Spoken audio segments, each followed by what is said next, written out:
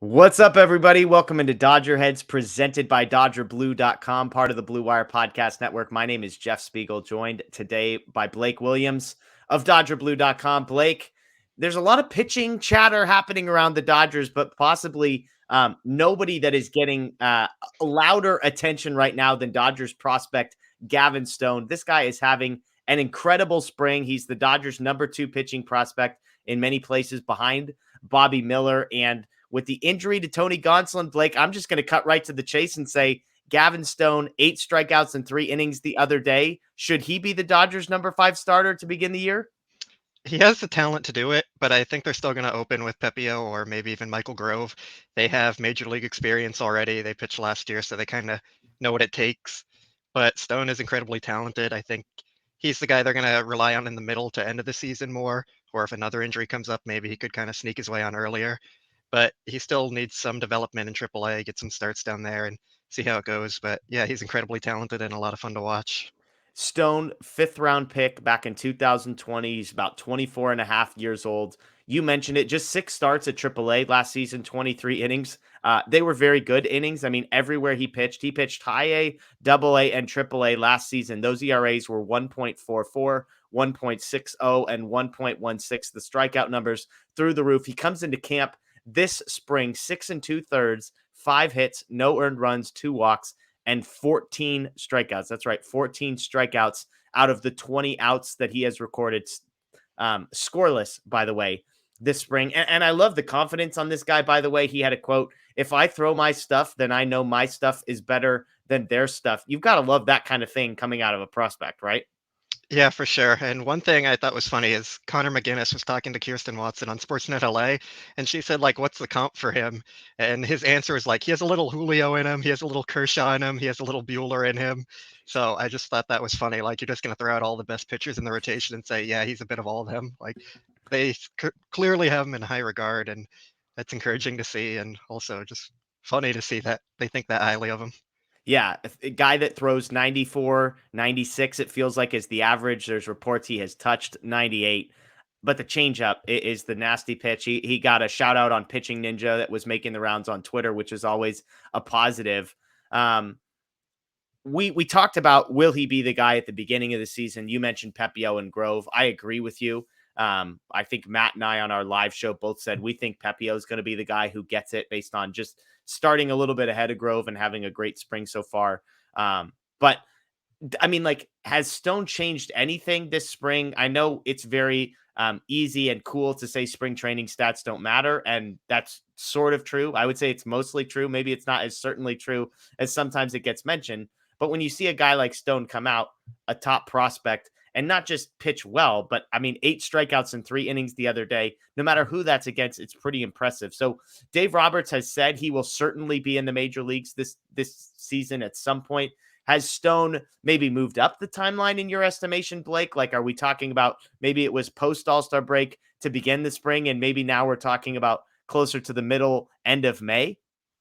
I'm not sure he changed his timeline too much because they've already been using him in games. Like with Bobby Miller, they're holding him back. He's Yeah. not going to pitch in spring training. So I think they're kind of thinking more down the line for him. I think Stone is a little more ready than Bobby Miller. Just he has better control, a better presence on the mound, I think. So I still say he's kind of in that same spot behind Pepio, maybe behind Grove, but he's definitely encouraging and they could bring him up as soon as they want if they really wanted to. Yeah, the strikeout numbers are the impressive part. You know, I mentioned he had a great ERA everywhere he went. At AAA, he was striking out nearly 13 batters per 9. At AA, it was over 13 batters per 9. The walk rate's not incredibly high in any of those places. And you know, if you add it all up, 125 innings last season, not exactly a small sample size. And so I'll end with one last question. We've talked about the beginning of the season. We've talked about the end of the season. By the time the Dodgers get to the end of the year, they're making a playoff push, hopefully wrapping up a divisional crown to be determined on that front. They've got 5 starters when healthy when you look at Julio and Kershaw and May and Gonsolin and Syndergaard. If one of those rotation spots were open at the end of the year, and you've got Bobby Miller and you've got Gavin Stone and you've got Pepio and you've got Grove, and I'll throw Andre Jackson in there because Dave Roberts has made a point of including him in this conversation. Do you have Stone at the top of the list come the end of the 2023 season? If you had to place a bet on one of those guys kind of being a fixture in the rotation? I think so, just because he's the most major league ready of like the higher upside guys. Like I know he's talked a lot about Grove and Jackson, but they just don't have that same level that the other guys can get to. So when he's the most major league ready of the high upside guys, I'd put him at the top. I think Bobby Miller might have the most potential, Yeah. but there's still some stuff for him to work on. Whereas Grove is just like he could start the season at the major league level and probably be fine. So Yeah.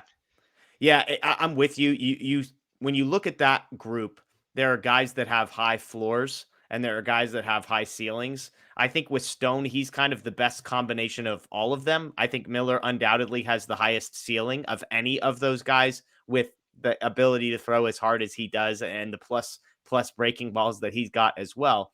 Can he control it? Even a guy like Pepio, you know, before Stone showed up, he had what was believed to be the best changeup in the organization, maybe one of the best changeups in all of baseball. Stone is probably in that conversation now, but Pepio, it feels like, was sort of a guy who had high upside, but he hasn't been able to control the ball. He's walked way too many players.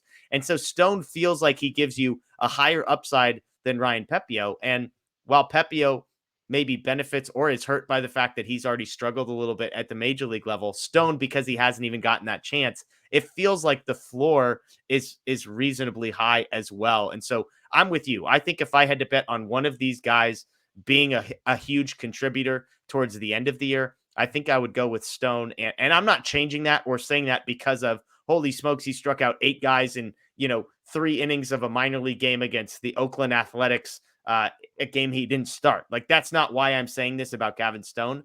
But I think, as I've said repeatedly on this show, spring training to me can help confirm or refute what you already believe about a player, what a player has already told you about themselves. Stone was a top prospect. He comes in 3 innings, 8 strikeouts. You're like, okay, that's what a top prospect is supposed to do. So I'm going to believe this a little bit more, but remains to be seen. We've seen lots of young guys, right, Blake, come up and have kind of the hype that a Gavin Stone has, maybe even some spring performances, and struggle once they get up to the major league level. Hopefully that's not the case for Gavin Stone. Let us know what you think below. Grove, Stone, Pepio, Miller, Jackson. If you had to pick one of those guys to be a contributor at the end of the season, where would you place your bet? Let us know below. That's Blake. I'm Jeff. As always, we appreciate you joining us on Dodger Heads, presented by DodgerBlue.com. Make sure you follow us at DodgerBlue1958 everywhere on social media. If you're a podcast person, check us out, Apple, Spotify, Google, wherever you get that. Search for Dodger Heads.